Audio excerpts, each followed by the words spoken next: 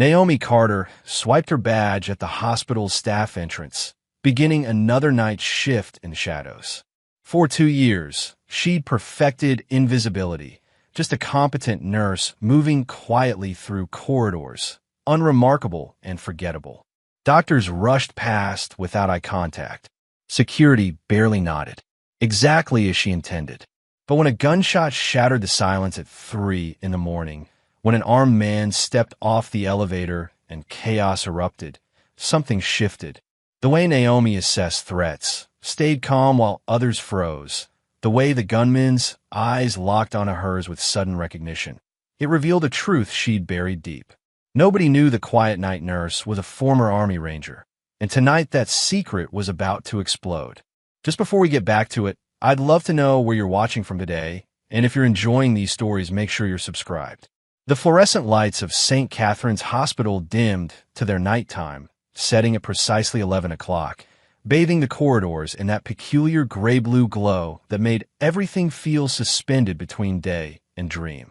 Naomi Carter swiped her badge at the staff entrance, the quiet beat barely audible over the hum of ventilation systems that never slept. She was early as always, 15 minutes before her shift officially started, but that was how she preferred it. Time to settle in, to read the space, to prepare. The night shift nurse's station on the 4th floor was her domain now, though most people wouldn't know her name even if asked. She was simply the night nurse, competent, reliable, and utterly unremarkable to those who rushed past her in their own urgent orbits. Dr. Brennan hurried by with barely a glance, his white coat flapping as he barked instructions into his phone about a surgery scheduled for morning. The day shift supervisor, Karen, offered a tired smile, but didn't pause in her escape toward the parking lot and freedom. Naomi set her bag in the small locker, the metal door closing with a soft click. She removed her bracelet, a simple silver chain with a war medallion, and placed it carefully on the top shelf. It was a ritual she'd performed every shift for the past 2 years, though she never examined why too closely. The faint scar on her wrist caught the light for just a moment before she pulled her scrub's sleeve down and locked the door. She moved through her pre-shift routine with practiced efficiency. Chart review first. Who was stable? Who needed watching? Which rooms held patients teetering on edges only numbers and instinct could reveal? Her fingers traced down the patient list, committing names and conditions to memory in a way that went beyond professional obligation. These are people, not just charts. That mattered, even if nobody else noticed. The emergency department 1 floor down was still busy, the tail end of evening chaos bleeding into night. Naomi could hear it through the floor, raised voices, the rattle of gurneys, that particular frequency of controlled panic that emergency rooms wore like a second skin. Up here on the medical wing, things were quieter. Patients slept or tried to. Monitors beeped their steady rhythms. The world contracted to these walls, these rooms, these hours between dusk and dawn. She checked on her first patient, Mr. Harrison in 412, recovering from a hip replacement, sleeping soundly with his wife dozing in the recliner beside him. Then Mrs. Chun in 415, her breathing labored but stable, oxygen flowing through the nasal cannula. Each room received the same careful attention, the same quiet competence. Room 419 held Marcus Webb, 17 years old, 3 days post-appendectomy. His mother, Diane, was asleep in a vinyl chair that couldn't possibly be comfortable, her work uniform still on, name tag crooked. Naomi had learned over the past 3 nights that Diane worked 2 jobs, days at a call center, evenings cleaning offices. She'd sleep here between shifts when she could, unwilling to leave her son alone. Naomi adjusted Marcus's 4-drip without waking him, checked his vitals, made a note that his fever had stayed down. When she turned to leave, she found Diane's eyes open, watching her. "You're back," Diane whispered. "Every night this week," Naomi replied softly. "He's doing well. Fever's gone. Should be discharged tomorrow if everything stays stable." "Thank you." Diane's voice carried weight that went beyond politeness. You've made this easier." Naomi nodded once, a small acknowledgement, then slipped out before the gratitude could grow into conversation. She didn't know how to accept thanks for simply doing what needed doing. The hallway stretched empty in both directions, interrupted only by the glow of exit signs and the occasional pool of light from a patient room. Naomi paused at the intersection, her eyes automatically cataloging details most people never consciously registered. The security camera's blind spot near the stairwell, the reflection in the window showing the corridor behind her, the slight echo that indicated the maintenance door down the hall hadn't latched properly. She didn't think about why she noticed these things. Didn't examine the instinct that made her calculate distances and angles, that kept her aware of exits and approaches. It was simply how she moved through the world now, this constant low-level assessment that hummed beneath everything else. Dr. Reeves emerged from the physician's lounge, his surgical scrubs rumpled, ego intact. He was a trauma surgeon everyone whispered about, brilliant in the OR, impossible everywhere else. He walked past Naomi without acknowledgement, already on his phone arguing with someone about surgical schedules. She was invisible to him, just part of the hospital furniture, no more noteworthy than the blood pressure machine on the wall. She preferred it that way. The security supervisor, Bill Matthews, made his rounds at midnight. He was competent enough, 15 years on the job, but the night shift had made him complacent. He nodded at Naomi as he passed, his attention already drifting to his phone screen, checking sports scores probably. "Quiet night," he said, more statement than question. "So far," Naomi agreed. He continued his circuit, footsteps fading down the corridor. The hospital settled into its nighttime rhythm, quieter than day, but never truly silent, just a different frequency of existence. Naomi was reviewing medication schedules when Sarah from the ER intake desk came up, ostensibly for coffee, but really for company. The nights got long down there between ambulances. "Weird thing earlier," Sarah said, stirring creamer into her cup. "Guy came in asking about a patient. Said he was family, needed to see them urgently." "Which patient?" Naomi asked, her tone casual. "That's the thing. The name he gave wasn't in our system. Not admitted, not discharged, not in the ER. I checked twice. When I told him that, he just left. Didn't argue, didn't ask more questions.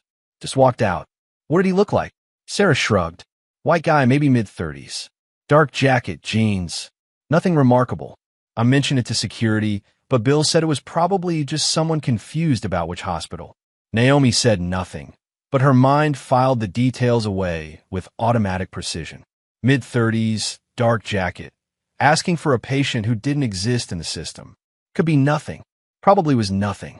But she memorized Sarah's description anyway, the same way she'd memorized the hallway cameras and exit routes. "You ever get creeped out up here at night?" Sarah asked. "All these empty hallways." "No," Naomi said truthfully. Empty hallways didn't frighten her. She'd walked through far worse in darkness, where the silence meant something entirely different. A loud crash echoed from the west wing. Sharp, metallic, unmistakable. Sarah jumped, coffee sloshing over the rim of her cup. Naomi was already moving before the sound fully registered, her body responding to stimulus with trained immediacy. She was 3 steps toward the noise when her conscious mind caught up and reminded her to slow down, to match the pace of concern but not alarm that a nurse should display. It turned out to be nothing. A janitor had knocked over a supply cart in the physical therapy room. Equipment everywhere, the man apologizing profusely, embarrassed. Other staff arrived seconds after Naomi, but she'd been the first one there, and Dr. Reeves noticed. "Quick response time, nurse." He'd clearly forgotten her name. "Carter," she supplied. "Just happened to be nearby." He studied her for a moment longer than necessary, something calculating in his expression, then dismissed her with a nod and returned to whatever crisis he'd been manufacturing before the interruption.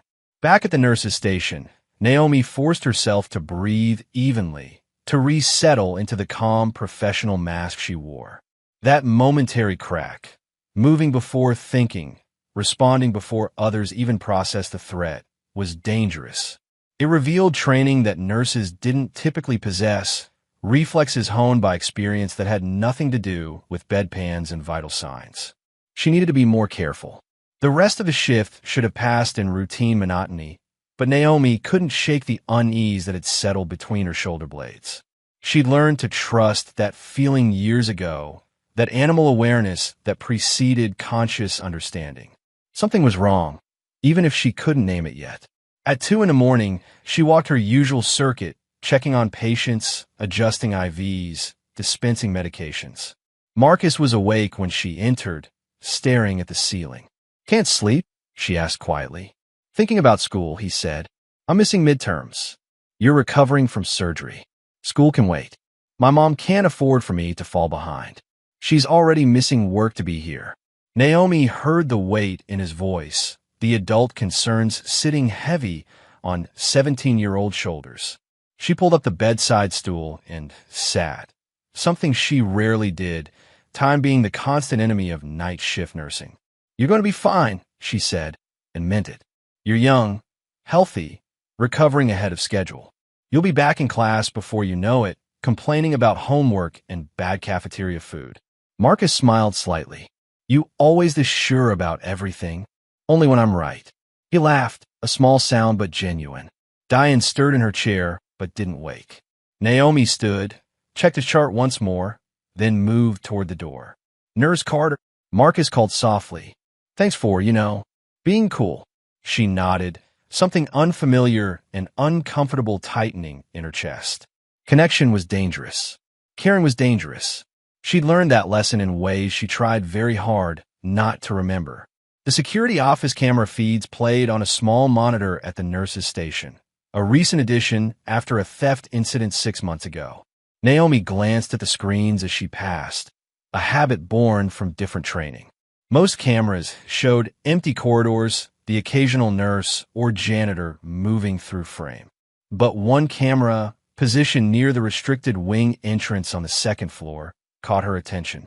A figure in a dark jacket, the same description Sarah had given, moved through the frame and disappeared into a hallway that should have been locked. The timestamp showed it had happened 8 minutes ago. Naomi rewound the feed, watched again. The man knew where he was going, moved with purpose, not confusion. She picked up the phone to call security, then hesitated.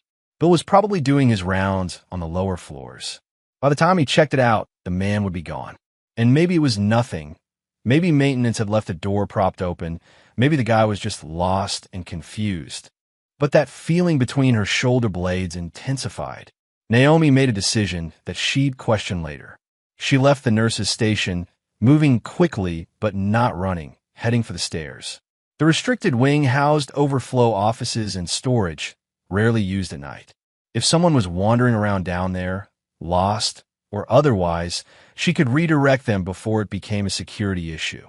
The stairwell was cooler than the main corridors, concrete and metal instead of the carpeted warmth of patient floors.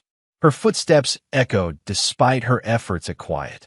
She emerged on the second floor, oriented herself, and moved toward the restricted wing entrance. The door stood slightly ajar. Naomi paused, every sense suddenly sharp. The door had a keycard lock. It should not be open. She approached carefully, listening. No sound from within, just the ambient hum of the building itself. She pushed the door open wider, peered into the dimly lit corridor beyond. Empty, but someone had been here. She could feel it, that intangible disturbance in the air that came from recent presence. A thought occurred to her, cold and unwelcome. Sarah's description of the man asking for a patient who didn't exist. This same man appearing on camera heading into restricted areas. This wasn't confusion. This was reconnaissance. Naomi pulled her phone out, about to call security properly this time, when she heard it. A sound that every part of her recognized instantly, that triggered responses buried so deep they might as well have been genetic. A gunshot. The sound came from somewhere below, muffled by floors and walls, but unmistakable. For one frozen second, the hospital held its breath. Then chaos erupted. Alarms began to wail, a piercing shriek that cut through every floor. Somewhere distant, someone screamed. The PA system crackled to life, an automated voice announcing Code Silver, active shooter protocol. Naomi's body moved before her mind fully processed. She ran back toward the stairs, taking them 2 at a time upward, back to her floor, back to her patients. Training from a different life took over, overlaying nurse instincts with something harder, sharper. She burst through the fourth-floor stairwell door into pandemonium. Nurses stood frozen in the hallway. Dr. Reeves was shouting into his phone. An intern had dropped to the floor, hands over her head. From the rooms, patients called out in fear, some trying to get out of bed, others paralyzed with confusion. Everyone in a patient room's now. Naomi's voice cut through the noise with unexpected authority. Several nurses turned to stare at her. Get patients away from doors and windows. Lock the doors. Turn off the lights. We should evacuate, Dr. Reeves started. No. Naomi moved past him, physically directing a frozen intern toward the nearest room. We don't know where the shooter is. We could walk right into them. Secure the rooms. Stay quiet. Wait for instructions. You don't give orders here, Reeves snapped, but his voice shook. Naomi ignored him. She moved down the hallway with purpose, opening doors, speaking calmly to terrified patients. Lock your door after I leave. Turn off your lights. Stay away from the door. Help is coming. Room by room, she moved through the wing. Some nurses followed her lead, snapping out of their paralysis. Others remained frozen. She reached Marcus's room to find Diane awake, clutching her son, both of them pale with fear. What's happening? Diane demanded. There's been a security incident. I need you to lock this door behind me. Turn off the lights. Stay quiet. Don't open the door for anyone except police or hospital security with proper identification. Are we safe? Marcus's voice was small, younger than 17. Naomi met his eyes, and for the first time all night, she let him see something real beneath the professional mask. I'm going to make sure you are. Lock the door. She pulled the door shut, heard the lock click into place, and continued her circuit. The alarm was still screaming. She could hear shouting from the floor below, running footsteps, the particular acoustic quality of panic spreading through enclosed spaces. At the nurse's station, she found Bill Matthews on the phone with police dispatch, his face gray with stress. I don't know how many. One shot. Maybe more, I don't. Naomi pulled the emergency procedure binder off the shelf, flipped to active shooter protocol. It was generic, useless, designed by administrators who'd never faced real danger. Run, hide, fight. As if those words meant anything when bullets started flying. The elevator dinged. Every head turned toward the sound. Elevators were supposed to be disabled during Code Silver. But the doors slid open anyway, revealing empty space, or seemingly empty, until a figure stepped out. The man from Sarah's description. Dark jacket, mid-30s, and now a handgun held low but visible, finger along the trigger guard with the kind of discipline that said he knew exactly how to use it. For a moment, everything froze. The man's eyes swept the area, taking in positions, threats, options. His gaze landed on Naomi, and something flickered across his expression, recognition of some kind, though they'd never met. Then he spoke, voice calm and unervingly steady. Nobody needs to die tonight. I'm not here for you. I need access to the second-floor restricted wing, and I need a specific patient file. Dr. Reeves found his voice. This is insane, you can't. The gunman fired once into the ceiling. Acoustic tiles exploded in a shower of debris. Two nurses screamed. Bill Matthews fumbled for his radio, hands shaking too badly to press the button. I said nobody needs to die, the gunman repeated, but that depends entirely on cooperation. Everyone on your knees. Hands where I can see them. Phones on the floor. People complied, dropping with varying levels of grace and terror. Phones clattered against linoleum. The gunman moved among them, kicking devices away, maintaining safe distance and angles. He'd done this before, or trained for it extensively. Naomi knelt with the others, but her mind was moving at combat speed. She cataloged everything, his stance, his weapon handling, the slight favor of his right leg suggesting old injury, the way his eyes kept flicking to specific hallways. He wasn't panicking, wasn't manic. This was mission-focused behavior. The patient file, the gunman said, addressing Bill. Name is James Hendricks. Should be in your restricted records. Medical wing lower level. Bill's confusion was genuine. I don't have access to those files. I'm just security. You need administration. Administration isn't here at 3 in the morning. The gunman's weapon shifted slightly. Who has access? There's an on-call administrator, Bill stammered. But I don't have her number memorized. It's in my phone. Get it. Bill crawled toward his phone with shaking hands. Naomi watched the gunman's attention divide between Bill and the rest of the group. This was a pattern she recognized. Singular focus creating tunnel vision, multiple simultaneous stressors degrading decision-making capacity. He was trained but not perfect. That created opportunities. The alarm finally cut off, leaving ringing silence in its wake. In the distance, sirens approached. Police response, probably minutes away at most. The gunman heard them too. His jaw tightened, a muscle jumping beneath the skin. Timeline compression. Things were about to get worse. Everyone into the conference room, he ordered. Now, move slowly. They shuffled into the small room used for staff meetings, a space never meant to hold this many people. The gunman positioned himself near the door, maintaining line of sight and exit access. He was making them easier to control, consolidating his targets. Standard hostage management.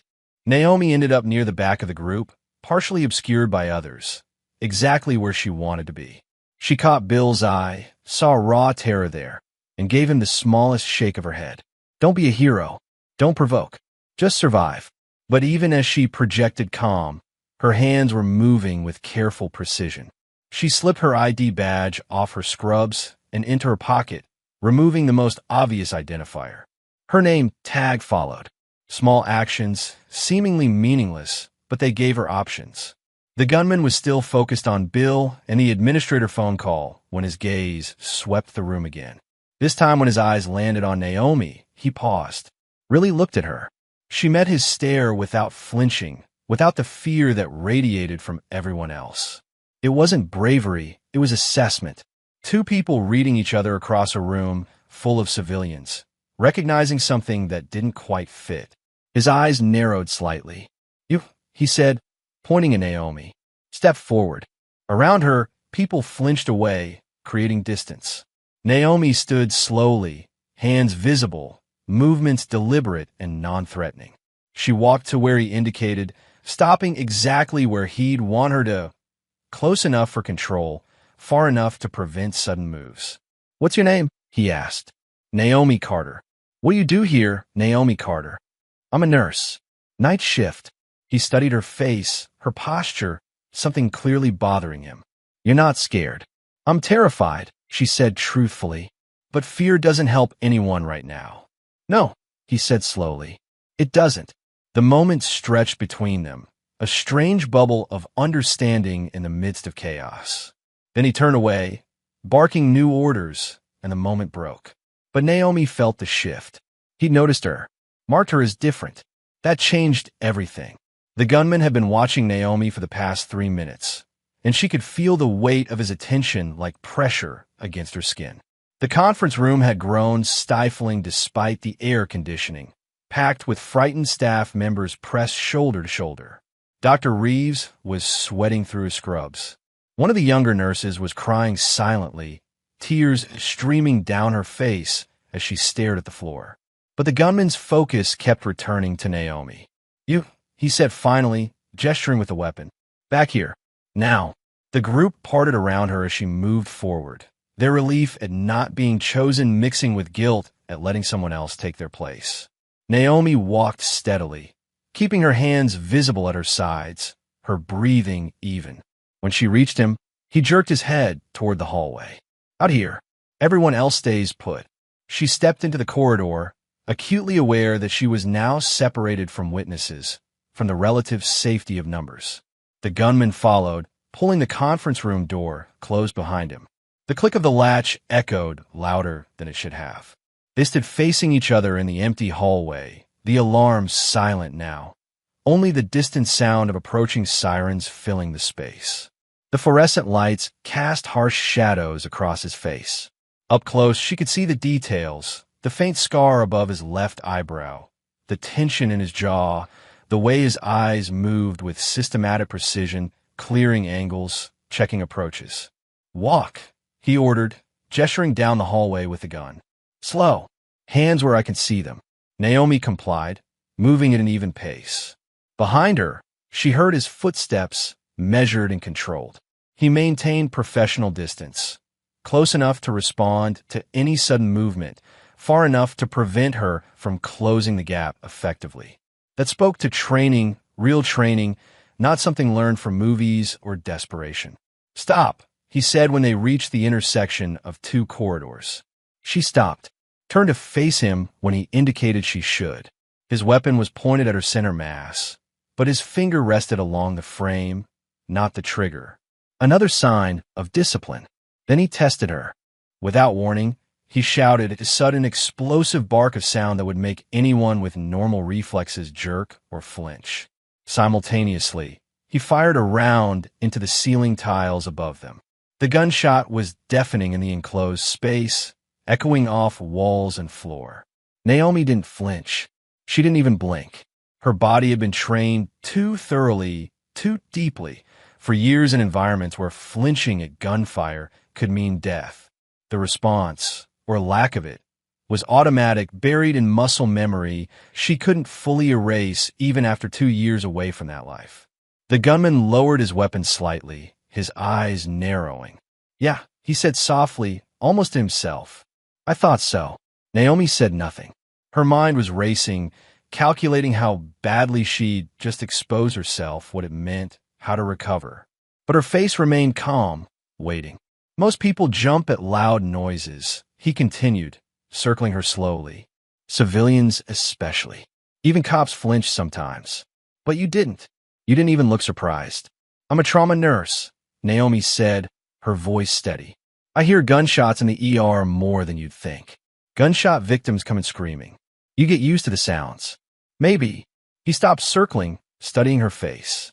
"Or maybe you've heard gunfire in a very different context." The sirens were getting closer. Time was compressing. Whatever happened next would happen fast. The gunman's expression shifted, something almost like recognition crossing his features. He muttered something under his breath, so quietly that Naomi barely caught it. "Second platoon protocols." Her blood went cold. Second platoon wasn't a term civilians used. It wasn't even a term regular infantry used the way he'd just said it. It was specific combat medic integration protocols for ranger units, the informal designation for medical support embedded with direct action teams. He saw her reaction this time, the microscopic widening of her eyes, the tension that rippled through her shoulders before she could suppress it. "There it is," he said. "You know exactly what I'm talking about." Naomi's throat felt tight.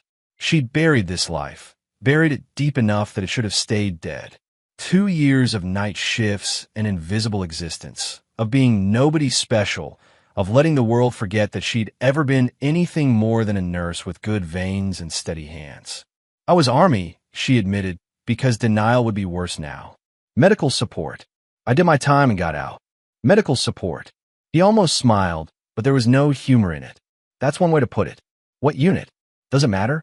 "It matters to me." She met his eyes directly. 75th Regiment. I was attached to a Ranger battalion. 3 deployments. Then I was done. The gunman nodded slowly, as if she'd confirmed something he'd already suspected. "That explains the stance. The way you cleared corners when you were moving patients earlier. I was watching the security feeds before I came up. You move like someone who's been shot at before." "What do you want from me?" Naomi asked. "Honestly, I'm still figuring that out."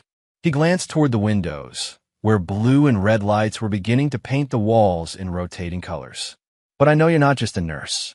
And that makes you different from everyone else in this building." A door opened down the hall, one of the patient rooms. An elderly man in a hospital gown peered out, confused and frightened. The gunman's weapon swung toward the movement instantly, and Naomi moved without thinking. She stepped between the gun and the patient, her body blocking the line of fire, hands raised in a calming gesture. "Sir, please go back inside. Lock your door. Everything will be okay." The patient stared at her, then at the armed man behind her, then retreated quickly. The door clicked shut. The gunman hadn't fired, but his weapon was still raised, now pointed at Naomi's back. She turned slowly to face him again, her heart hammering despite her outward calm. "You just stepped into a line of fire," he said quietly. For a stranger. He's my patient.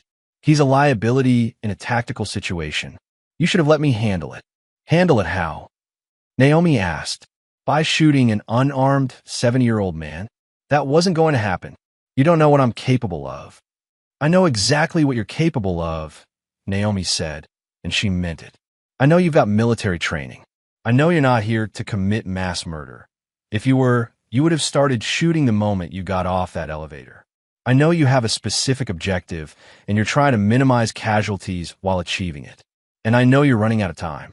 He stared at her for a long moment. Then, surprisingly, he lowered the weapon slightly. You're right. On all counts. Doesn't change the situation, though. So tell me what you need. The file you mentioned, James Hendricks. Who is he? The gunman's jaw tightened. Someone who matters. Someone the hospital is hiding. Why would we hide a patient? Not a patient. A problem. A truth they can't afford to acknowledge. Before Naomi could respond, voices erupted from the stairwell. Sharp, authoritative, the cadence of law enforcement establishing positions. The police had entered the building. The dynamic was about to change dramatically. The gunman grabbed Naomi's arm, pulling her toward the maintenance corridor. Move. Now. They ran together through narrow hallways meant for hospital staff, past equipment storage and utility closets. The gunman clearly knew the layout. He'd studied it, mapped it, prepared for exactly this scenario. They emerged near the emergency stairwell on the opposite side of the building from police entry points. Down, he ordered. Naomi descended the stairs ahead of him, his footsteps close behind. They reached the second floor, and he directed her toward the restricted wing, the same area she'd investigated earlier, which felt like years ago now instead of just an hour. The door stood open, propped with a medical cart. They moved through into dimmer lighting, older fluorescents that flickered occasionally. This wing was used for storage primarily, old medical records, equipment that wasn't needed frequently. The air smelled stale, recycled too many times. James Hendricks, the gunman said, moving toward a file room at the corridor's end. He's somewhere in here. Sealed records, off the main system. Why do you need his files so badly? He didn't answer immediately, busy checking doors, looking for the right room. When he finally spoke, his voice carried weight that went beyond simple anger. Because 5 years ago, James Hendricks was part of a military contracting operation that went wrong. Very wrong. People died who shouldn't have. Evidence was buried. Careers were protected. And the men who did the actual fighting, who followed orders, who trusted the chain of command, we were thrown away like garbage. Naomi felt something cold settle in her stomach. What operation? Classified. Compartmentalized. Erased from official records. He found the door he wanted, kicked it open. Inside, rows of filing cabinets stood in military precision. But Hendricks was the contractor liaison. He knows what really happened. And when he had his convenient breakdown, when he became a liability, they tucked him away here. Brain damage, they said. Convenient brain damage that keeps him from testifying. He started yanking open drawers, searching. Naomi stood in the doorway, her mind racing. A classified operation. Buried evidence. Contractors and soldiers and people dying. What year? She asked quietly. 2021. Fall. What? Because that was when everything had fallen apart for her too. Where her last deployment had ended in disaster, in orders that made no sense and civilians caught in crossfire, in a medevac helicopter that barely made out, in a medical discharge that came with NDAs and questions she wasn't allowed to ask. I was deployed then, Naomi said. Theater classified, unit classified, mission details sealed. They pulled my entire team out overnight. Never told us why. The gunman stopped searching, turned to look at her. Where? I can't say. Still under NDA. Was it Syria border region? Near. Don't. Naomi interrupted. Don't say it. If we both know, we can't unhear it. But the damage was done. The pieces were connecting in ways she'd avoided for 2 years. The operation that had destroyed his life might be the same one that had ended hers. A sound from the hallway, footsteps, multiple people, tactical movement. The police had found them. Time's up, the gunman said. He'd found a file, was pulling it from a drawer. This is it. This is proof. Proof of what? That James Hendricks isn't brain damaged. That he's being kept sedated and isolated to prevent him from talking. That the operation we're not supposed to discuss resulted in civilian deaths that were covered up by falsified reports. He thrust the file at her. Naomi took it automatically, opened it. Medical records, psychiatric evaluations, medication logs. Her trained eye scanned the information, picking out details. High-dose sedatives. Indefinite psychiatric hold. No family visitation. No outside doctor consultations. A patient being warehoused and silenced. This is wrong, she said softly. Yeah, it is. The footsteps were closer now. Voices calling out police identifications, orders to show hands, to come out peacefully. The gunman looked at Naomi, something desperate and determined in his eyes. They'll take this. They'll seal it again. They'll protect the people who need protecting and bury the truth deeper. Maybe not, Naomi said. Maybe if we... There is no we, he interrupted. You're a hostage. I'm a terrorist. That's how this gets written, no matter what actually happened. He was right. She knew he was right. The narrative was already being constructed outside these walls, on police radios and news channels. Armed man, hospital siege, innocent staff endangered. The truth was more complicated, but truth rarely survived first contact with official reports. Naomi made a decision that would change everything. She pulled out her phone. The gunman tensed, but she held it up, showing him the screen. I have a contact. Someone from my old unit. Command level, retired now, but still connected. If anyone can make this matter, it's him. Why would you help me? Because I think you're telling the truth. And because if the same operation destroyed both our careers, I deserve to know why. She dialed a number she'd sworn she'd never use again. It rang 3 times before a gruff voice answered. This is Carter. I need you to listen. The conversation was brief, intense, every word chosen carefully. Naomi explained enough to make the situation clear, not enough to violate security protocols she was still bound by. The voice on the other end was skeptical, then intrigued, then deeply concerned. I'll make calls, he said finally. But Carter, you're in serious trouble here. I know. Don't do anything else stupid. Let the police handle it. She hung up. The gunman was watching her with an expression she couldn't quite read. That might have just ended your career, he said. I stopped being a ranger 2 years ago. I don't have a career to end. Still, you didn't have to do that. Before she could respond, the hallway exploded with sound. Flashbangs detonated, brilliant white light and concussive force designed to disorient and disable. The police were breaching.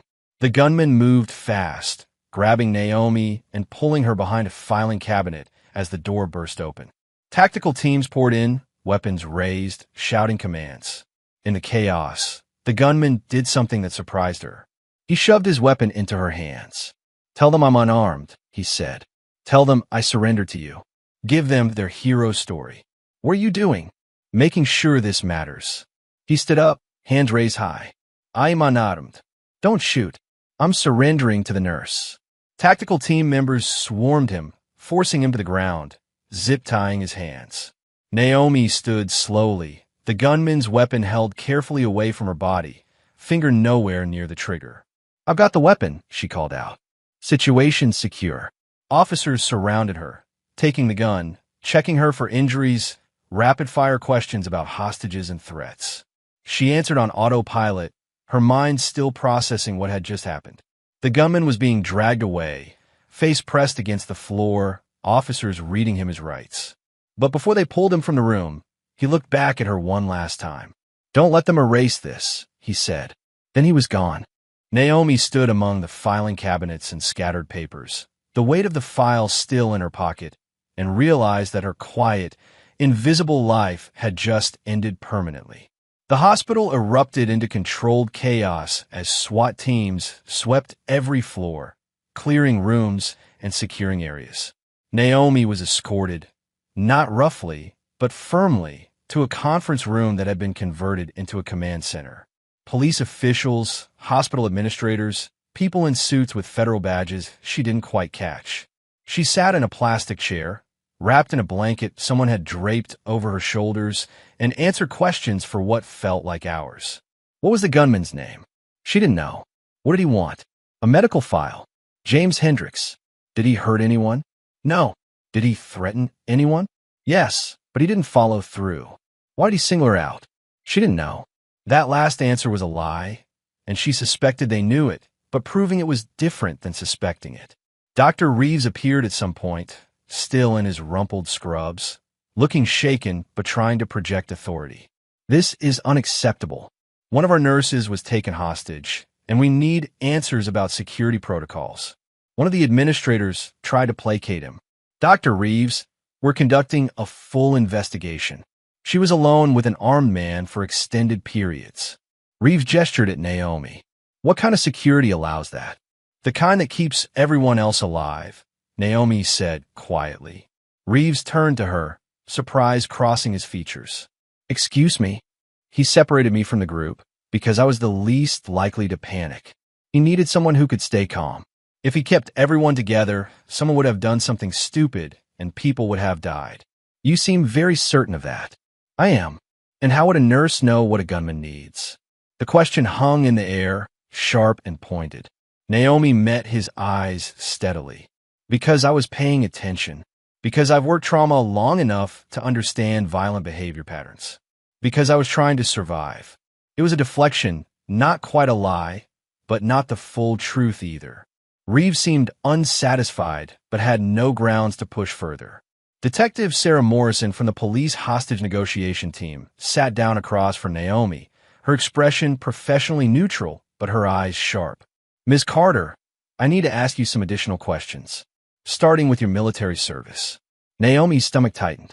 My service record is sealed. I am aware, but the suspect made several references to military protocols during his apprehension. Specifically mentioned Rangers. That's an interesting coincidence, given your background. I was medical support attached to a Ranger unit. That's not classified. What is classified? Everything else. Morrison leaned forward slightly. Did you know the suspect prior to tonight? No. Did he seem to know you? He recognized military bearing. Anyone with training would. He gave you his weapon. That was the dangerous part. The part that didn't fit standard hostage narratives. Naomi chose her words carefully. He knew the tactical teams were about to breach. He knew if he was holding a weapon when they came through the door, he'd be shot. He made a choice to survive. By trusting a hostage. By trusting someone he thought might understand him. Did you? Naomi paused, considering how much truth to offer. I understood that he was a soldier who felt betrayed by the system he'd served. I understood that he was looking for answers that had been buried. I understood that he wasn't a terrorist. He was desperate. Morrison made a note.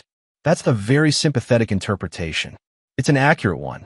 The questioning continued, circling and probing, trying to find inconsistencies or hidden connections.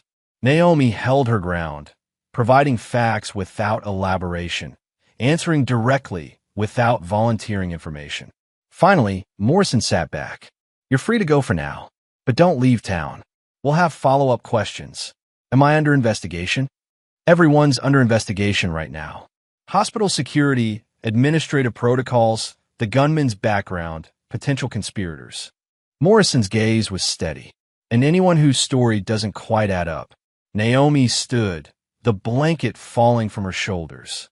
Her body felt heavy, exhaustion finally catching up with adrenaline. I just want to check on my patients. Your patients are fine. The hospital's on lockdown, but medical care is continuing. I'd still like to see them. Morrison nodded. Officer will escort you. The officer, young and clearly uncomfortable with the assignment, walked Naomi back to the 4th floor. The wing looked different now. Police tape across certain doorways, evidence markers, the ordinary space transformed into a crime scene. Marcus's room was empty except for Diane, who was sitting in her usual chair but looked like she'd aged 10 years in the past few hours. When she saw Naomi, she stood quickly. They moved him, Diane said. Different floor. They said you were taken by the man with the gun. I'm okay. Diane crossed the room and hugged her, suddenly and tightly. Naomi stood stiff in the embrace, not quite sure how to respond to the raw emotion. Thank you, Diane whispered. Marcus kept asking about you. Kept worrying. I told him you'd be fine because you're just different somehow. Stronger. Naomi extracted herself gently from the hug. Where's Marcus now? Room 511. They wanted him away from where everything happened. I'll go see him. They said you were a hero. I'm not. I was just doing my job. But even as she said it, Naomi knew it was more complicated than that. She'd made choices tonight that went far beyond nursing duties. She'd recognized a soldier in crisis and responded not as a civilian, but as someone who understood that world. And word was spreading. Bill Matthews found her in the hallway, his security uniform wrinkled, his expression a mixture of relief and something else. Respect, maybe, or reassessment. Nurse Carter, he said, I wanted to thank you. The way you took control up there, got people into rooms, stayed calm. That saved lives. You would have done the same. No, he said honestly. I froze. I was terrified. But you moved like you trained for it. Another person noticing. Another crack in the careful invisibility she'd maintained for 2 years. I should check on patients, Naomi said, moving to step past him. One more thing, Bill said. Administration wants to see you. Tomorrow morning, first thing. About what? Didn't say. But he hesitated. Between you and me? I think they're trying to figure out if you're a liability or an asset. Naomi nodded, unsurprised. That was how institutions worked. Every event was filtered through the lens of risk management and public relations. The truth mattered less than the story. She found Marcus in his new room, Diane having already gone up to join him. The boy's eyes went wide when he saw her. You're okay, he said, and there was something in his voice, relief, yes, but also a kind of awe that made Naomi uncomfortable. I'm fine. How are you feeling? Scared. Confused. Everyone's talking about what happened. They say the guy with the gun took you. He did. But it's over now. Were you scared? Naomi considered lying, offering the kind of platitude adults give children. But Marcus had lived through the same crisis, had earned something closer to truth. Yes, she said. Fear is normal in dangerous situations. But fear doesn't have to control you. You can be scared and still function, still think, still make choices. Is that what you did? It's what we all did. We survived. Marcus studied her face with an intensity that reminded her uncomfortably of the gunman's assessment hours earlier. My mom says you're different from other nurses. I think so too. I'm just good at my job. No, he said quietly. It's more than that. I don't know how to explain it. You're just different. Before Naomi could respond, her phone buzzed. A text from an unknown number. Need to talk. Now, not official channels. Morrison, the detective, wanting a conversation off the record. I have to go, Naomi told Marcus. But you're doing great. Follow your discharge instructions, take your meds, and you'll be fine. Will you be here tomorrow night? She didn't know how to answer that. Tomorrow felt impossibly far away, and her status at the hospital suddenly seemed very uncertain. We'll see, she said finally. Detective Morrison was waiting in the hospital parking garage, leaning against an unmarked sedan in an area with no cameras. Deliberate choice, that. Thanks for coming, Morrison said. I know you're exhausted. What do you need? The truth. Morrison crossed her arms. The whole truth, not the edited version you gave in the official statement. I told you everything relevant. You told me facts. I want context. Morrison's expression was serious but not hostile. I've been doing this job for 15 years. I know when someone's holding back. And I know military bearing when I see it. My brother's Marines, my father was Army. You're not just medical support. Naomi said nothing, waiting. The suspect's name is Thomas Brennan, Morrison continued. Former Army Ranger, honorably discharged 3 years ago. Or so the records say. But when we started digging, things got weird. His discharge paperwork is flagged with classification markers. His service record has gaps. And when we tried to contact his former command for background, we got stonewalled by people with federal credentials who made it very clear we should stop asking questions. The file in Naomi's pocket suddenly felt very heavy. What does this have to do with me? She asked. Your service record has the same flags, the same gaps, the same classification markers. Morrison stepped closer, lowering her voice. I think you and Brennan were involved in the same operation. I think whatever happened to him happened to you too. And I think that's why he trusted you tonight. Naomi's mind raced through options, through NDAs and security clearances, through promises she'd made and oaths she'd sworn. But she also thought about Thomas Brennan's face when he'd handed her the file, when he'd said, "Don't let them erase this." "If I confirm any of that," Naomi said slowly, "I violate federal security protocols that could land me in prison." "I'm not asking you to violate anything. I'm asking you to help me understand context so I could do my job properly. Your job is to prosecute him. My job is to understand what happened and why. Sometimes those are different things." Morrison pulled out her phone, showed Naomi a photo. "This is James Hendricks. Recognize him?" The photo showed a man in his 50s, thin and pale, staring at nothing with empty eyes. Naomi recognized the look, heavy sedation, the kind that turned people into shadows of themselves. "No," she said honestly. "I've never seen him before. He's been a patient in the restricted wing of this hospital for 2 years. Transferred from a military medical facility with a diagnosis of traumatic brain injury and severe PTSD. His care is paid for by a defense contractor through a shell company. His medical records are sealed, and according to every evaluation, he's non-responsive and will never recover. But Brennan thinks otherwise. Brennan claims Hendricks is being kept sedated deliberately, that he's a witness to something that powerful people want buried." Morrison paused. Is he crazy, or is he right? Naomi thought about the file in her pocket, the medication logs showing doses that would keep anyone in a fog of compliance. She thought about the operation that had ended her career, the silence that had followed, the questions she'd been forbidden to ask. "I don't know," she said finally, "but I know that sometimes the official story isn't the whole truth." Morrison studied her for a long moment. "If you know something, anything that could help, now's the time to speak up." "I can't. Can't or won't. Both." Morrison sighed, clearly frustrated but also understanding. "All right, but I'm going to keep digging. And if I find out you've been obstructing justice—" "You won't," Naomi interrupted, "because I haven't done anything illegal." Yet, they stared at each other across the parking garage. Two women trying to navigate truth and duty in a situation where neither path was clear. "Get some rest," Morrison said finally. "And Carter, watch your back. Whatever you're caught up in, it's bigger than a hospital siege. People with the kind of power to seal military records and bury witnesses don't like complications." Naomi nodded and walked away, her exhaustion now mixed with a deeper unease. She'd spent 2 years building a quiet, invisible life, and in one night, it had shattered completely. The hospital corridors felt different as she walked back through them. Familiar spaces now tinged with danger, with exposure, with consequences she couldn't yet see but could feel approaching like a storm on the horizon. Her phone buzzed again. The contact she called earlier, her former commander, had sent a message, opened a very big can of worms. People are paying attention now. Be careful. Naomi deleted the message and turned off her phone. Careful was no longer an option.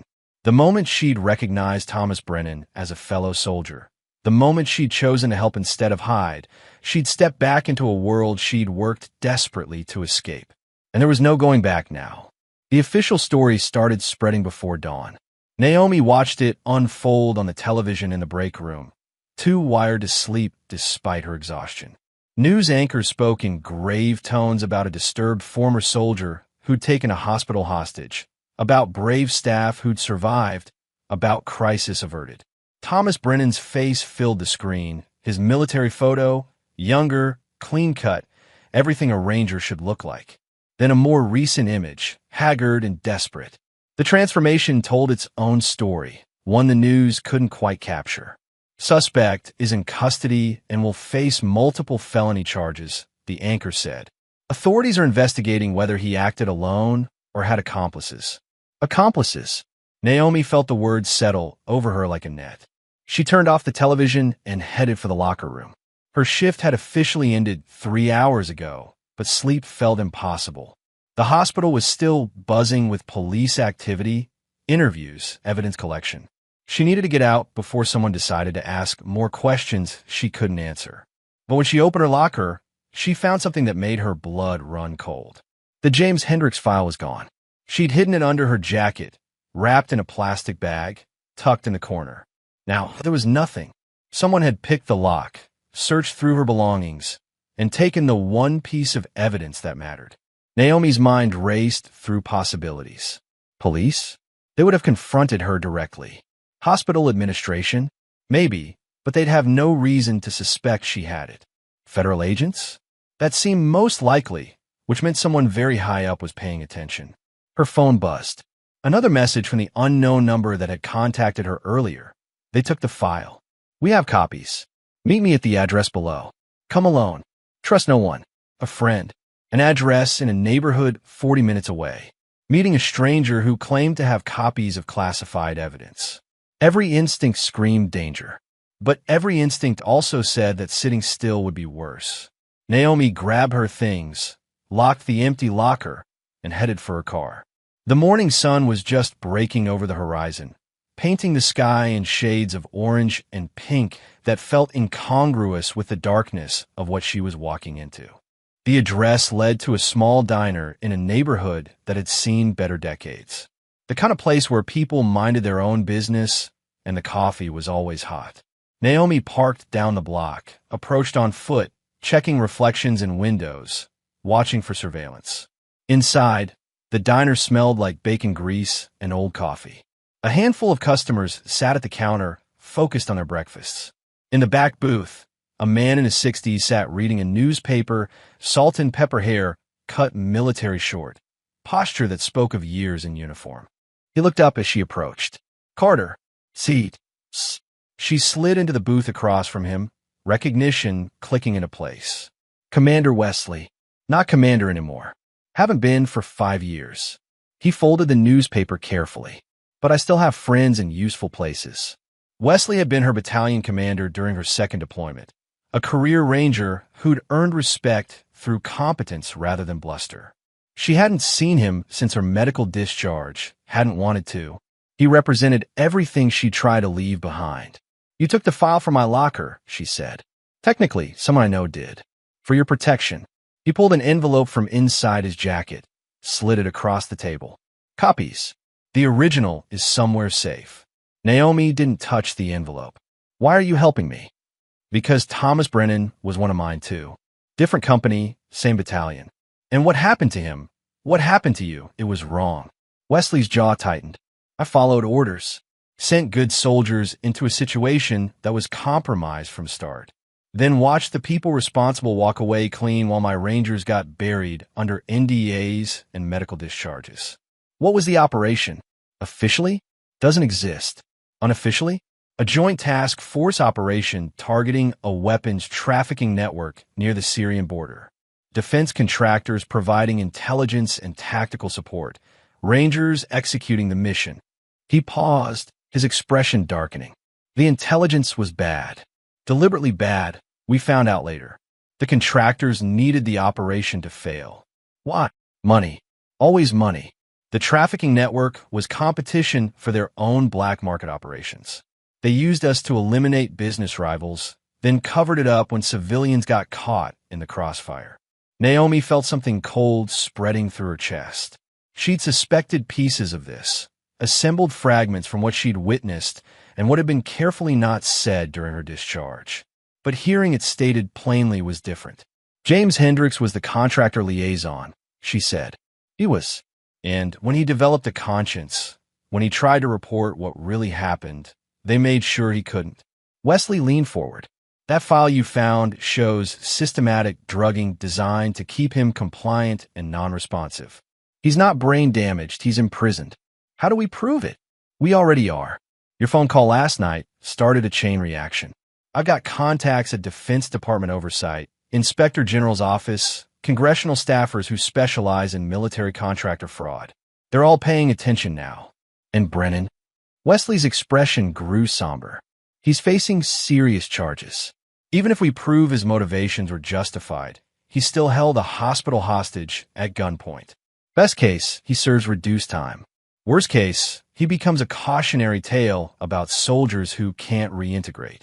Naomi thought about Brennan's face when he'd handed her the file, the desperation mixed with determination. A soldier pushed past his breaking point by a system that had used and discarded him. "What do you need from me?" she asked. "Your testimony, on record, explaining what happened during the siege. What Brennan told you, what you found in that file, everything." "I can't. The NDA I signed is voided if the underlying operation was illegal. And trust me, this operation was about as illegal as they come." Wesley pushed the envelope closer. "Read this. All of it. Then decide if you want to stay silent." Naomi took the envelope, feeling its weight. Inside was more than just medical records. There were classified reports with redactions, financial documents showing money transfers, email chains between contractors and military officials that painted a damning picture. "This could destroy careers," she said quietly. "It should. Those careers were built on lies and dead civilians. It could destroy mine too." Wesley met her eyes steadily. "I won't lie to you, Carter. Coming forward will be hard. You'll face pushback from people with power and resources. Your quiet life is already over. The question is whether you use what's left to mean something." A waitress approached, refilled coffee cups neither of them had touched, and left. The diner continued its morning routine around them. Ordinary people living ordinary lives, unaware of the conversation happening in the back booth. "I need time to think," Naomi said. "You got 24 hours. After that, this moves forward with or without you." Wesley stood, dropping cash on the table for coffee they hadn't drunk. "For what it's worth, you were one of the best combat medics I ever worked with. Sharp, steady, brave when it mattered. I hated losing you. I hated being lost." He nodded, understanding in his eyes. Then he walked out, leaving Naomi alone with the envelope and choices that terrified her more than any gunfire ever had. She spent the rest of the morning in her apartment, reading through the documents Wesley had given her. Each page added another layer to a picture she'd only seen in fragments before. The operation had been designated Task Force Meridian, a joint counter-trafficking initiative that looked legitimate on paper. But the reality was darker. Defense contractors from a company called Sentinel Strategic Solutions had manufactured intelligence to justify raids on locations that competed with their own illegal operations. The Rangers, including Naomi's medical support team, had been used as unwitting tools. They'd executed their orders perfectly, neutralized threats, secured objectives. But the threats had included civilians whose only crime was being in the wrong place, and the objectives had included destroying evidence of Sentinel's own trafficking operations. When James Hendricks, Sentinel's liaison officer, had witnessed the aftermath and tried to report it, the company had moved quickly. Medical retirement due to traumatic brain injury. Transfer to a civilian facility with ironclad confidentiality protections. Sedation protocols that kept him too fogged to speak coherently, let alone testify. Thomas Brennan had been part of the assault team. He'd followed orders, done his job, and watched civilians die because of manufactured intelligence. His discharge had come with PTSD diagnosis and benefits that amounted to hush money. When he tried to get answers, he'd hit walls at every turn, until he decided walls weren't enough to stop him. Naomi's phone rang. Hospital administration, requesting her presence for a meeting at 2 o'clock. The tone was polite but firm, not a suggestion. She arrived 15 minutes early, still wearing the same clothes from her shift, exhaustion evident in every movement. The administrative wing was quieter than the clinical floors, all carpet and closed doors, and the kind of silence that came from serious conversations about serious matters. Linda Vance, the hospital's chief operating officer, met her in the lobby. Mid-50s, expensive suit, smile that never quite reached her eyes. "Naomi, thank you for coming. Please follow me." The conference room held 3 other people: the hospital's legal counsel, the head of security, and a man Naomi didn't recognize who wore a federal badge clipped to his belt. "Please sit," Vance said, gesturing to a chair that faced all of them. An interrogation setup disguised as a meeting. Naomi sat, keeping her posture neutral, her expression calm. "First, Let me say that we're very grateful you weren't harmed last night, Vance began. What you endured was traumatic, and we want to ensure you have access to counseling and support services. I appreciate that. However, we do have some concerns. Vance glanced at the legal counsel, who took over smoothly. The police report indicates that the suspect, Thomas Brennan, specifically targeted you during the incident, that he separated you from other hostages and engaged in extended conversations with you. We need to understand the nature of those interactions. He wanted someone who wouldn't panic, Naomi said. I stayed calm, so he focused on me. But why you specifically? The security head asked. Out of everyone on that floor, why single out a night shift nurse? You'd have to ask him. The federal agent leaned forward. Ms. Carter, I'm Agent Daniel Foster with the Defense Department Criminal Investigation Division. I've been reviewing your military service record. Here it was. The real reason for this meeting. What about it? Naomi asked. You and Thomas Brennan serve in the same battalion, different companies, during overlapping deployments. You were both discharged within 6 months of each other, both under circumstances involving classified operations. Foster's voice was measured, professional. That's a significant coincidence. Lots of Rangers deployed during those years. Lots of medical discharges. Not lots with the same classification flags on their separation papers. Not lots who happen to cross paths during a hostage situation where the suspect is seeking information related to those same classified operations. Naomi said nothing, waiting for the actual question beneath the implications. Did you know Thomas Brennan before last night? Foster asked directly. No. Did you assist him in any way during the incident beyond what was required by duress? This was the trap. If she admitted to helping him access the file, to calling her former commander, to any action that went beyond passive hostage behavior, she'd face charges. But lying to a federal agent was its own crime. I survived, Naomi said carefully. I kept other people alive. I did what the situation required. That's not an answer. It's the only answer I have. Foster and Vance exchanged looks. The legal counsel made a note. The security head shifted uncomfortably. Ms. Carter, Vance said, her tone hardening slightly. This hospital has a responsibility to its patients, staff, and community. Last night's incident has raised serious questions about security protocols, employee vetting, and potential insider threats. Are you calling me an insider threat? We're calling you a complication. Vance folded her hands on the table. Your military background, which you never disclosed during your hiring process, combined with your interaction with a former service member during a criminal act, creates liability concerns we can't ignore. I was hired as a nurse. My service record is sealed by federal classification. I had no legal obligation to disclose it. Perhaps not legally, but ethically. Don't talk to me about ethics, Naomi interrupted, her calm finally cracking. I've spent 2 years working night shifts nobody else wants, caring for patients who get ignored by day staff, doing my job quietly and well. One night of chaos doesn't erase that. One night of chaos where you demonstrated knowledge and capabilities that raise questions, Foster said. Questions that need answers. Naomi stood abruptly. Am I under arrest? No, Foster said. Am I being fired? She looked at Vance. We're placing you on administrative leave pending investigation, Vance said. Paid leave with full benefits. But you're not to return to hospital property until we've completed our review. How long? As long as it takes. Naomi walked out without another word, her hands shaking with anger she didn't dare show. Administrative leave was a polite way of saying they were building a case against her, gathering evidence, preparing to sever ties while protecting themselves from litigation. Her phone buzzed as she reached her car. Detective Morrison, need to talk. Not official. Same place as before. The parking garage, away from cameras. Naomi drove there on autopilot, her mind churning through everything that had happened in the past 18 hours. Her carefully constructed life was collapsing, and she was powerless to stop it. Morrison was waiting, looking tired and frustrated. They got to you already. Who? Federal types. Defense Department, contractor protection units, people whose job is making problems disappear. Morrison handed Naomi a folder. This is off the record. Doesn't exist officially.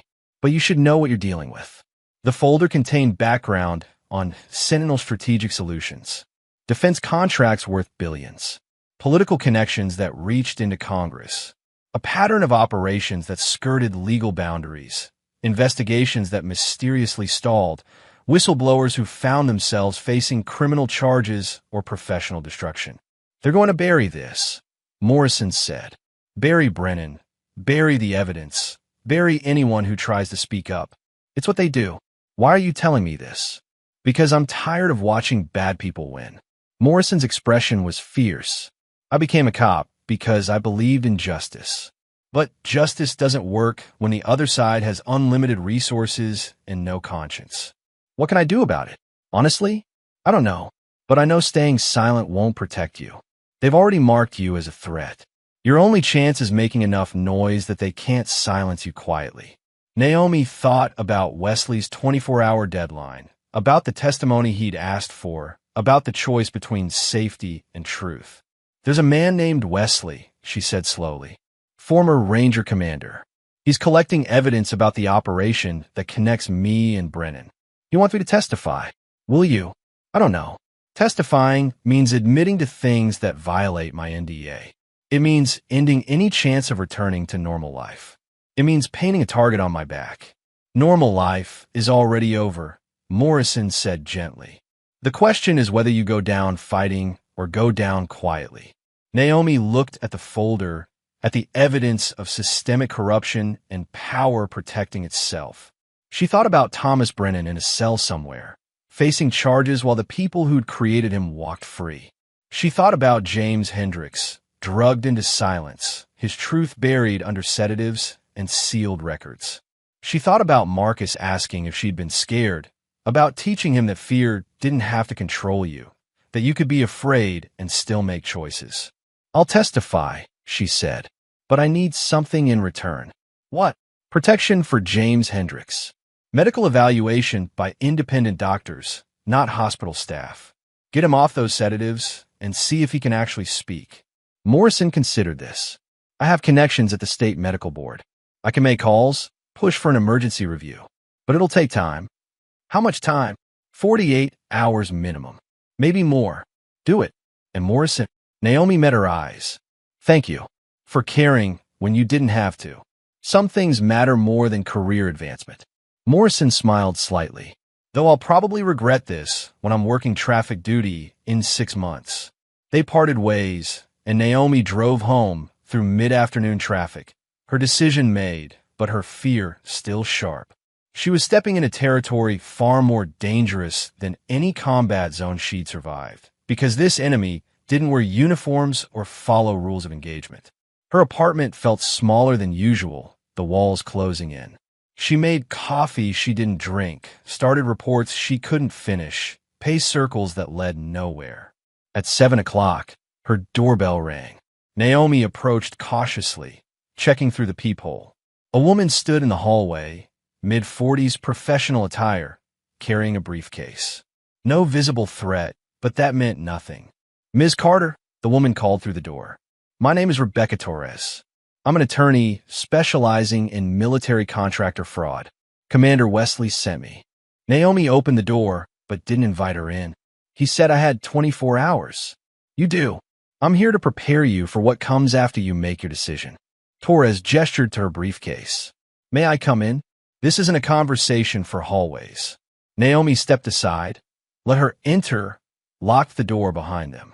Torres moved to the living room with practiced efficiency, setting her briefcase on the coffee table and opening it to reveal organized files and a recording device. First things first, Torres said. Everything you tell me is protected by attorney-client privilege. I can't share it without your permission, and I can't be compelled to testify against you. Understand? Yes. Good. Now, Wesley briefed me on the basics, but I need to hear it from you. Start with your service record and work forward to last night. Naomi talked for 2 hours, laying out everything.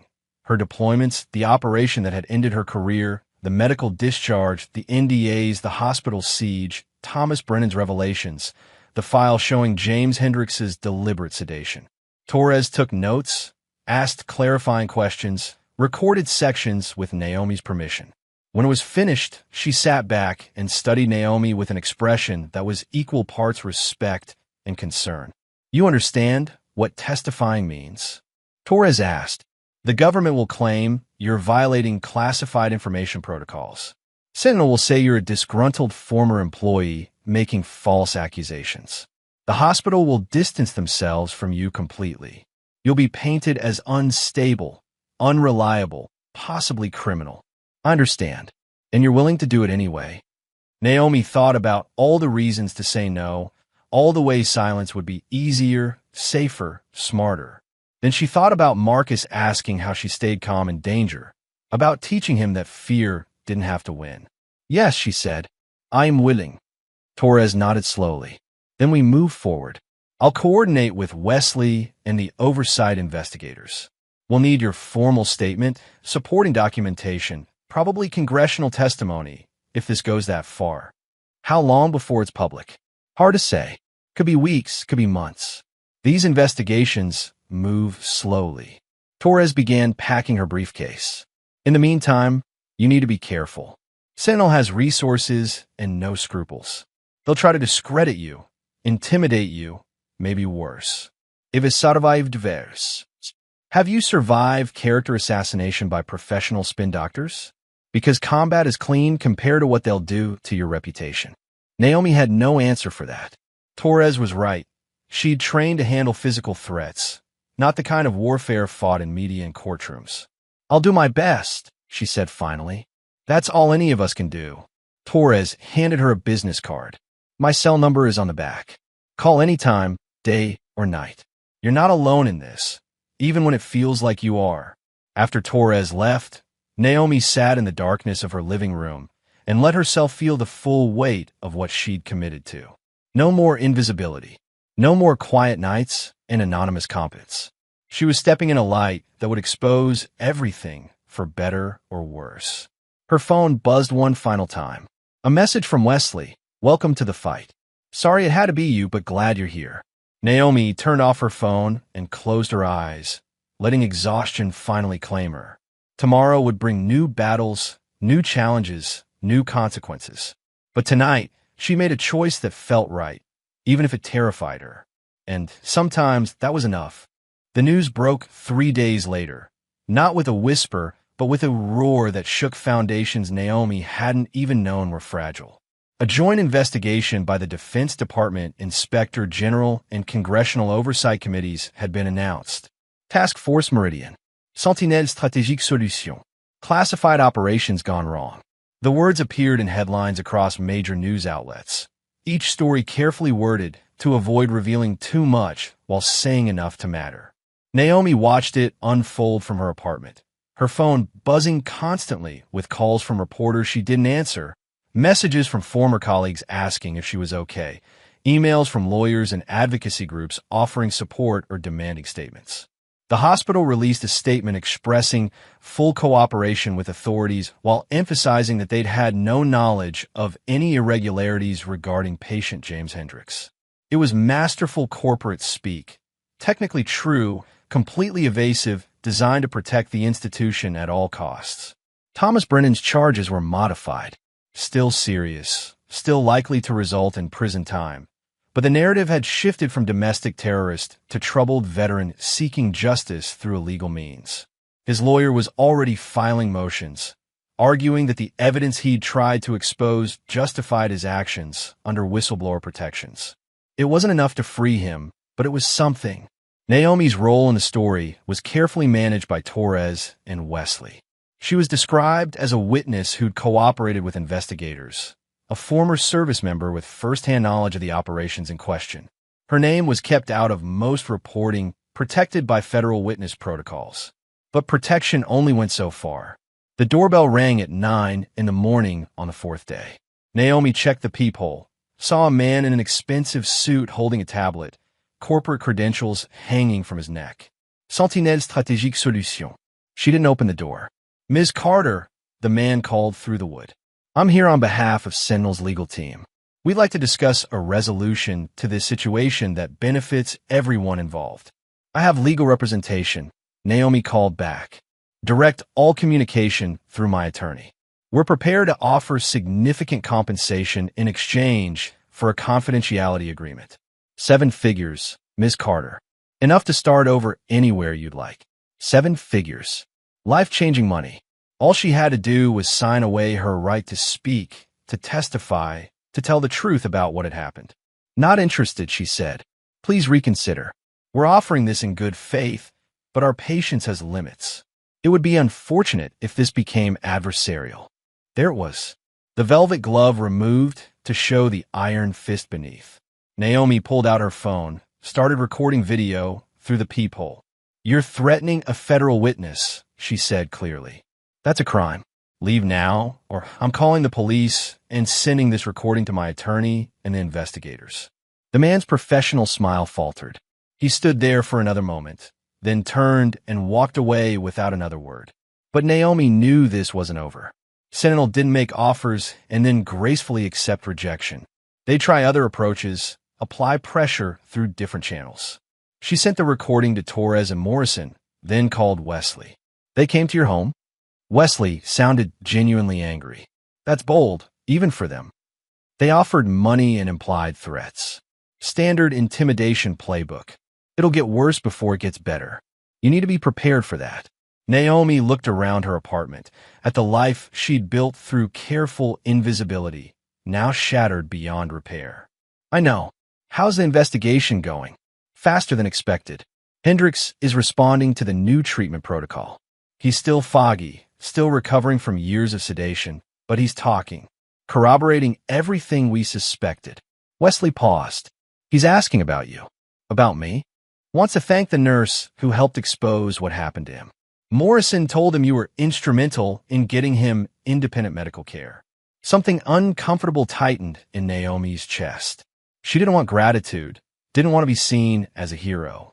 She'd just done what seemed right in an impossible situation. Tell him I'm glad he's getting proper care, she said. Tell him yourself. The investigators want you both on record together, comparing accounts of what you witnessed and experienced. It'll strengthen the case. When? Tomorrow. Federal building downtown, 10 a.m. Torres will meet you there. After hanging up, Naomi sat in silence, processing what tomorrow would mean. Formal testimony. Official statements. Her account becoming part of a permanent record that would follow her forever. Her phone buzzed again. This time it was a text from an unknown number. You don't know what you're doing. People who cross Sentinel end up regretting it. Back off while you still can. She screenshot the message, sent it to Torres and Morrison, then blocked the number. 5 minutes later, another text from a different number. Your military record isn't as clean as you think. We have evidence of misconduct during your deployments.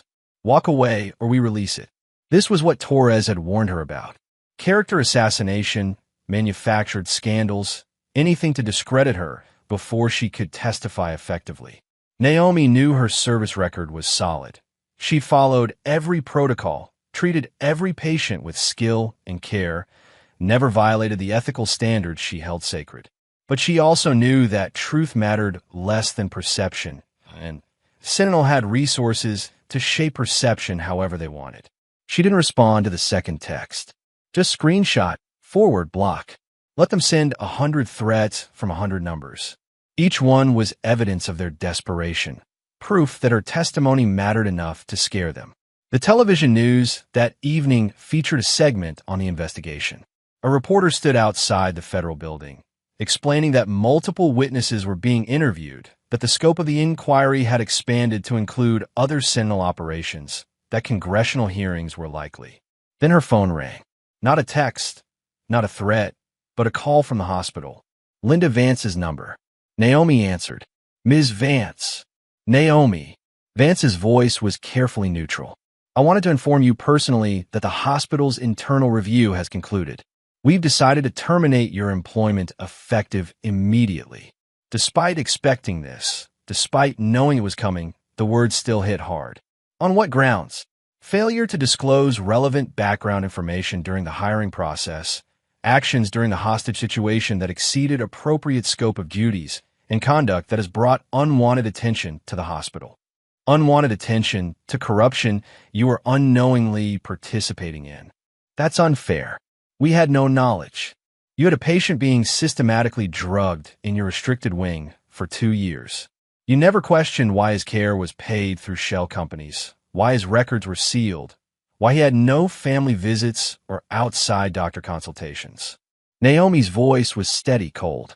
You didn't know because you didn't want to know. Silence on the other end of the line. Then, quietly, your final paycheck will be mailed to you. Please surrender your badge and any hospital property to security by end of business Friday. Already turned them in. I won't be coming back. Naomi, for what it's worth, you were a good nurse. This situation is just complicated. Complicated is choosing between right and wrong. I chose right. You chose self-protection. Naomi hung up before Vance could respond. She sat in the darkness of her living room, officially unemployed, officially marked as a problem by institutions that valued stability over truth. The path forward looked increasingly narrow and uncertain. But she'd survived worse than uncertainty. The next morning, Naomi dressed in civilian clothes that still felt almost like a uniform. Dark pants, neutral shirt, practical shoes. She met Torres outside the federal building, where security was tight and reporters were already gathering. Ready? Torres asked. No, but I'm here anyway. Inside, they were escorted to a conference room where investigators waited. Defense Department officials, congressional staffers, people who looked serious and tired in the way that came from dealing with ugly truths professionally. And James Hendricks. He was thinner than his photos, pale from years of indoor confinement and chemical fog, but his eyes were clear for the first time in a long time. He stood when Naomi entered, offered his hand. You're the nurse, he said, his voice rough from disuse. Morrison told me what you did. Naomi shook his hand. I'm glad you're getting proper care. I'm told I have you to thank for that. For all of this. He gestured vaguely at the room, the investigation, the chance to finally tell his story. Thomas Brennan started this. I just didn't stop it. Sometimes not stopping something is the bravest choice. They sat across from each other as investigators set up recording equipment, prepared documentation, organized the careful bureaucracy of official testimony. For the next 4 hours, Naomi answered questions about her service record, her deployments, what she'd witnessed during Task Force Meridian, what Brennan had told her during the siege, what she'd found in Hendricks' file. Hendricks corroborated details, filled in gaps, provided context from the contractor side that Naomi hadn't known. The picture that emerged was damning. A systematic pattern of fraud, manufactured intelligence, missions designed to fail for profit, and a cover-up that had destroyed careers and lives. Why didn't you come forward sooner? One investigator asked Hendricks. I tried. Went to my superiors at Sentinel, was told to drop it. Went to the military liaison, was told it was classified. Started documenting everything, preparing to go to oversight. He paused, his hands trembling slightly. Then I had an accident, or what they called an accident. Hit-and-run driver who was never found. I woke up in a hospital with doctors telling me I had severe brain trauma. Within weeks, I was transferred to St. Catherine's, put on medications that made thinking impossible. And you suspect this was deliberate? I know it was deliberate. The accident happened the day before I was scheduled to meet with a congressional staffer about the operation. Convenient timing. Naomi listened, feeling cold certainty settle over her. This wasn't just corporate corruption. This was systematic silencing of witnesses through violence disguised as accidents. During a break, Morrison pulled Naomi aside. You're doing great. Keep going. How's Brennan? Holding up. His testimony yesterday was compelling. Combined with yours and Hendricks' accounts, we've got enough to move forward with formal charges against multiple Sentinel executives. Will it be enough? Enough for what? Justice. Accountability. Something that actually matters. Morrison's expression was complicated. In a perfect world? Yes. In the real world? We'll get some accountability. Some people will face consequences. The system will adjust slightly. But perfect justice. She shook her head. That's not how this works. Then what's the point? The point is that the truth gets told. The point is that people like Hendricks get their voices back. The point is that the next time Sentinel tries something like this, there's a record of what happened last time. Morrison put a hand on Naomi's shoulder. Perfect isn't possible. Better is. That's worth fighting for. The testimony concluded near sunset. Naomi signed final documents, accepted copies for her records, and walked out into evening air that felt different somehow, clearer, lighter, as if telling the truth had released pressure she hadn't known she was carrying. Torres walked with her to the parking lot. You did well today. Really well. What happens now? Now we wait. The investigation continues. Charges get filed. Legal proceedings begin. Could take months, probably years before everything's resolved. And in the meantime, you rebuild. Find new work, new purpose, new ways to use what you've learned. Naomi thought about that as she drove home. New work, new purpose. The hospital was closed to her. Her military career was long over. She existed in a strange limbo between identities, belonging fully to neither world. Her phone rang as she parked. Marcus's number. She'd given him and Diane her contact information before being placed on leave. Marcus? Everything okay? I'm home now. Discharged this morning. His voice sounded stronger, healthier.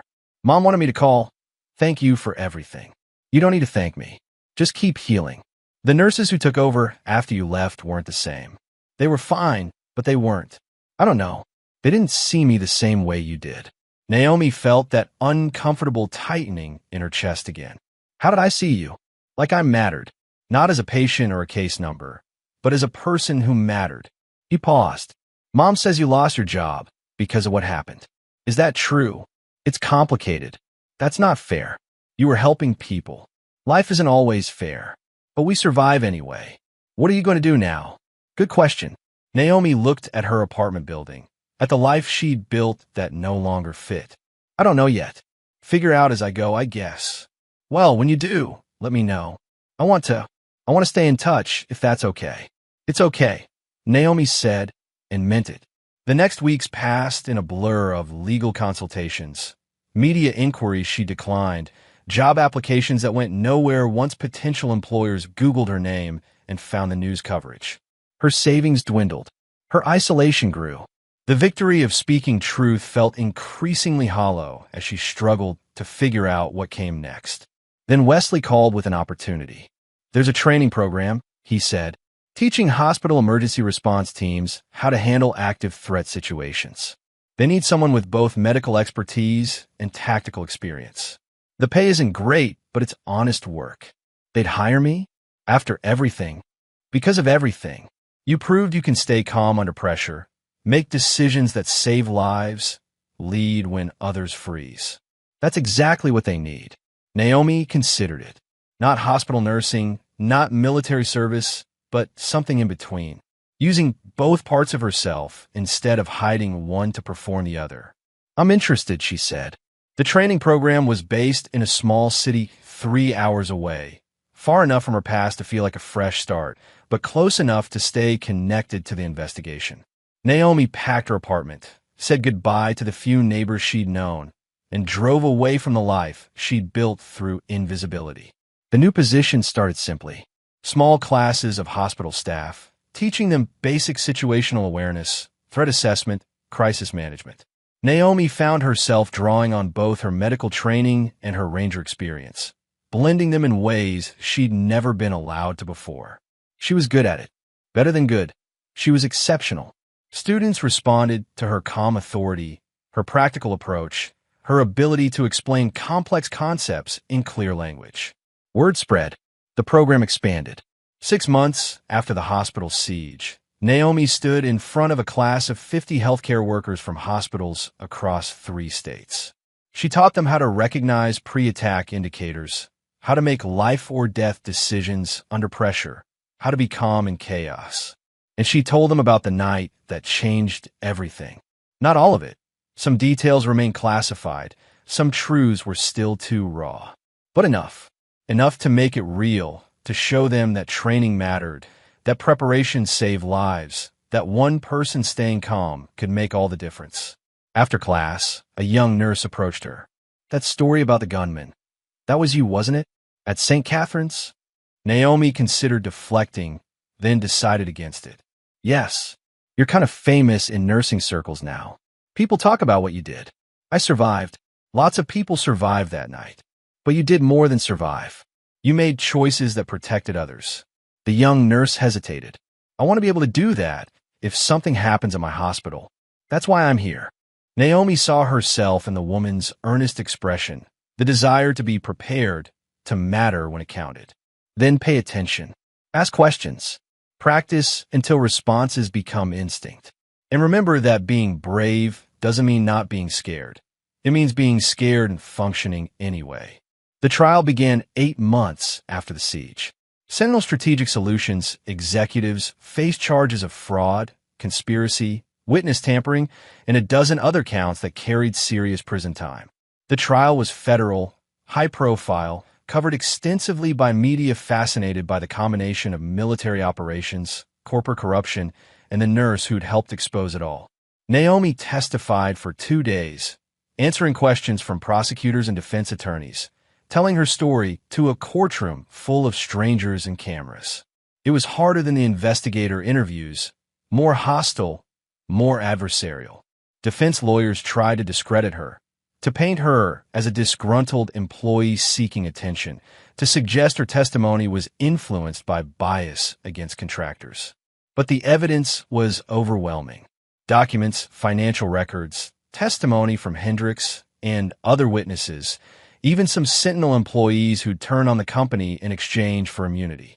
The truth was too big to bury, too well documented to dismiss. The verdict came on a Tuesday afternoon.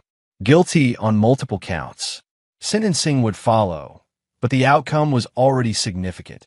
Executives going to prison, Sentinel facing billions in fines and contract cancellations, reforms being implemented to prevent similar abuses. Not perfect justice, as Morrison had warned, but something. Thomas Brennan was released from custody 3 months later, his charges reduced to time served based on his role in exposing the corruption. Naomi met him outside the prison on a cold November morning, the first time they'd spoken since the night at the hospital. He looked older, worn by incarceration and legal battles, but his eyes held something that might have been peace. "You did it," he said. "You actually made them pay. We did it. You, me, Hendricks, everyone who refused to stay quiet. I'm sorry for what I put you through that night. The fear, the danger, the way your life got destroyed. My life didn't get destroyed. It got redirected." Naomi gestured to her car. "I'm doing work that matters now. Training people, making hospitals safer, using everything I learned.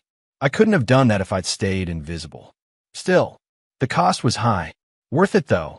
They stood in silence for a moment, two soldiers who'd been broken by the same system and rebuilt themselves through different paths.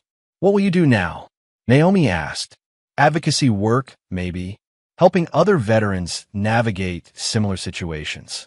Speaking about contractor accountability." He smiled slightly.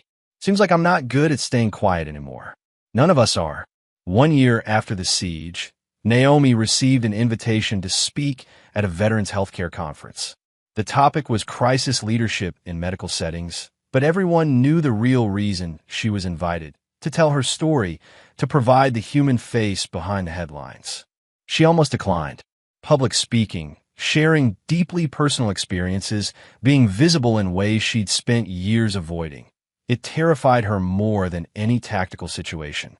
But then she thought about Marcus asking how she stayed calm, about the young nurse wanting to be brave when it mattered, about all the people who might benefit from hearing that it was possible to survive being broken and still rebuild something meaningful.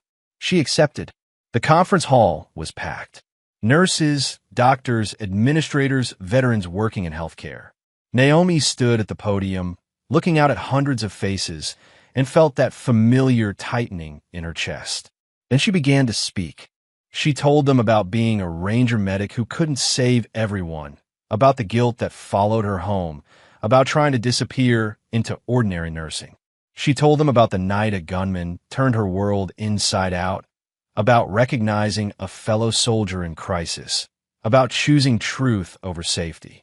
She told them about losing everything and discovering that everything she'd lost had been built on hiding, on fear, on the belief that invisibility was the same as peace.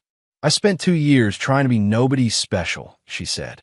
Just a night shift nurse doing her job quietly, letting the world forget I'd ever been anything else. I thought that was safety. I thought that was healing. She paused, meeting eyes throughout the audience. But healing isn't forgetting who you were. It's integrating all the parts of yourself, the soldier and the nurse, the trained fighter and the caregiver, the person who's been broken and the person who keeps going anyway. That integration is hard. It's messy. It exposes you to judgment and criticism and all the vulnerability you've been avoiding. But it's also the only path to being whole. The applause when she finished was thunderous, overwhelming. People stood, some wiping tears, others nodding with recognition. Naomi stepped away from the podium, feeling lighter than she had in years. Afterward, during the networking session, dozens of people approached her. Veterans who understood. Nurses who'd faced their own crises. People who just want to say thank you for being honest about struggle and survival. And in the back of the room, watching with quiet pride, stood Wesley, Morrison, and Torres, the unlikely allies who'd helped her through the worst of it. "You did good up there," Wesley said when she finally reached them. "Felt terrifying. Best things usually do." Morrison handed her a business card. "There's someone who wants to meet you. He's establishing a nonprofit focused on protecting healthcare workers in crisis situations. Needs a director with experience. I told him you might be interested." Naomi looked at the card, at the possibilities it represented. Another new path, another chance to use what she'd learned in ways that mattered. "I'll think about it," she said. That night, alone in her hotel room, Naomi stood at the window, looking out over the city.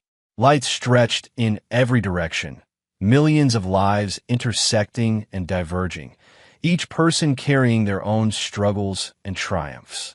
She thought about who she'd been. The invisible night nurse, the buried soldier, the woman who believed safety came from being forgotten.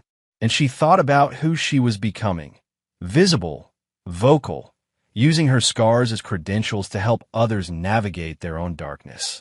It wasn't the life she'd planned. It wasn't the quiet peace she'd sought when she left the army. But it was real. It was honest. It was hers. Her phone buzzed one final time. A text from Marcus. "Saw your speech online. You were amazing. I start nursing school next week. Hope I can be half as good as you someday." Naomi smiled, typed a response. "You'll be better. You're starting with truth instead of hiding from it. That's already ahead of where I was." She set the phone down and looked at her reflection in the dark window. The woman looking back was scarred, tired, complicated. Not the perfect soldier or the perfect nurse, but something more interesting than perfect. Someone who'd been broken and rebuilt herself stronger in the broken places. Someone who'd learned that the most important battles weren't fought with weapons, but with courage to tell the truth when silence would be easier. Someone who was no longer afraid of being seen. Naomi Carter turned away from the window and began preparing for tomorrow. There was work to be done, people to train, stories to tell, lives to impact. She was ready.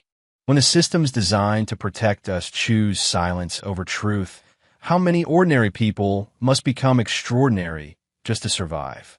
If this story moved you, hit that like button and subscribe for more narratives about courage in unexpected places.